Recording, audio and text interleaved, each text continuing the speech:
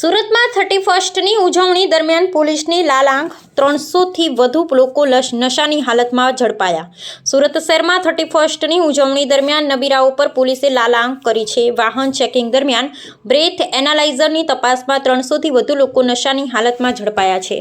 પોલીસે પકડેલા તમામ આરોપીઓ તાત્કાલિક સુરત સિવિલ હોસ્પિટલ ખાતે ખસેડ્યા હતા, જ્યાં તેમના લોહીના નમૂના લઈ મેડિકલ પ્રક્રિયા પૂર્ણ કરવામાં આવી હતી. શહેરના અલગ અલગ પોલીસ મથકોમાં આ તમામ શખ્સો વિરુદ્ધ દારૂબંધીના કાયદા હેઠળ ગુનો નોંધી કાયદેસરની કાર્યવાહી હાથ ધરાઈ છે. સામાન્ય રીતે પોલીસ સ્ટેશન તરફથી એમના વિસ્તારમાં જ્યાં પણ પીધેલા જોવામાં આવે છે એ લોકોને દારૂ પીધેલા આરોપીઓને અહીંયા લાવવામાં આવતા હોય છે અને મેડિકલ ઓફિસર દ્વારા એમની તપાસ કરીને એનું સર્ટિફિકેટ આપવામાં આવતું હોય છે અને એના બ્લડ સેમ્પલ લેવામાં આવતા હોય છે આલ્કોહોલ ટેસ્ટિંગ માટે.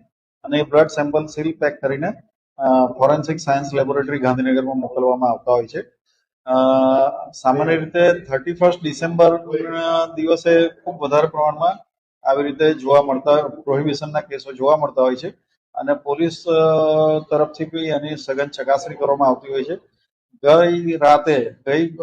ગઈકાલે 31 ડિસેમ્બરના રોજ રાત્રિ દરમિયાન લગભગ 300થી પણ વધુ પ્રોહિબિશનના કેસો જોવામાં આવ્યા હતા અને એના બ્લડ સેમ્પલ લઈને મોકલવામાં આવ્યા છે.